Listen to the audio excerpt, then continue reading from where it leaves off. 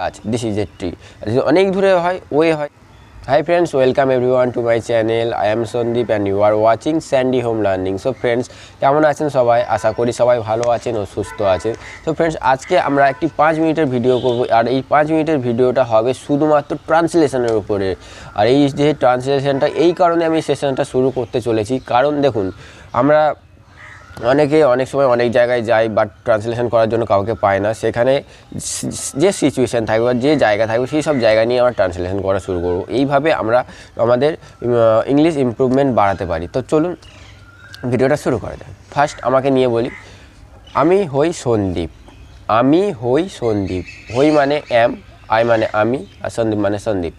I am মানে আমি হই Sandeep, I am Sandeep. Okay. আর যদি বলি মাই নেম ইজ সন্দীপ, তাহলে আমার নাম Sandeep. My name is Sandeep. আমার নাম মানে মাই নেম হয় মানে ইজ সন্দীপ।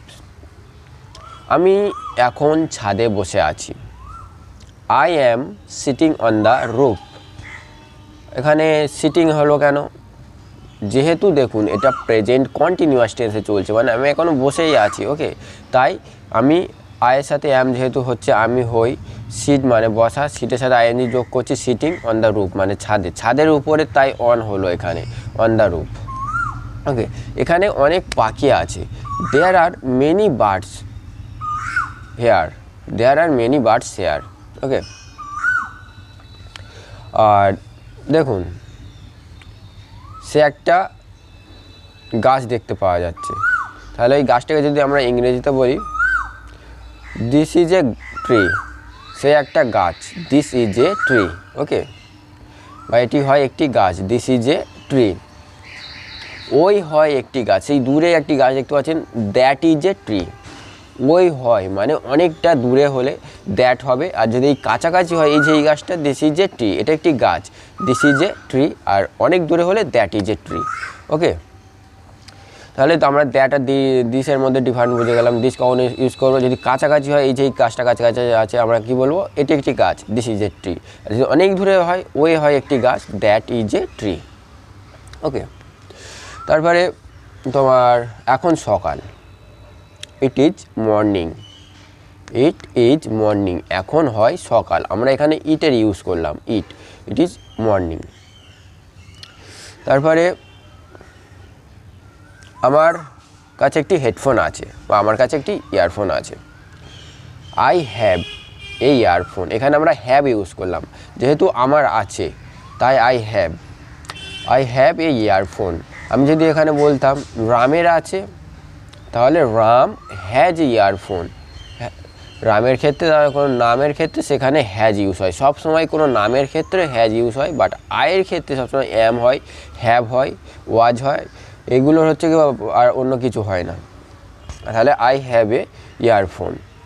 ওকে, তো এখন কটা বাজে?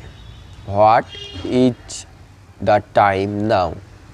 এখন কটা বাজে, এটা হলো ইংলিশে কি, what is the time now. So friends, তারপরে এখন সকাল হয়ে গেল, ইট ইজ মর্নিং। আমি ছাদের উপরে বসে আছি। ছাদের উপরে অনেক পাতা দেখতে পাচ্ছেন, ছাদের উপরে অনেক পাতা। There are many leaves. There are many leaves on the roof. ছাদের উপরে অনেক পাতা, there are many leaves on the roof. Okay, এবার যদি বলি তোমার ওই একটা ওয়াটার ট্যাঙ্কি, this is a water tank. সেই দেখতে পাচ্ছেন, সে একটা water tank, this is a water tank. আর এটা হয় নীল colour, this is blue colour. This is blue colour, বা এই ট্যাঙ্কটি ব্লু কালার, এই ট্যাঙ্কটি নীল কালার। তখন ইংলিশে আমরা কী করে ট্রান্সলেশন করবো? এই ট্যাঙ্কটি নীল colour, this tank is blue colour, বা this is blue colour tank, water tank. Okay, তারপরে ফ্রেন্ডস,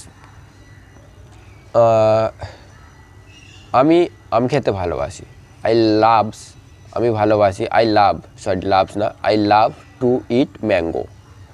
সো ফ্রেন্ডস, এইভাবে আমরা ইংলিশ ট্রান্সলেশন করব। তো যদি আজকের ভিডিওটা তোমাদের ভালো লাগে, please like, share and comment করতে ভুলবেন না।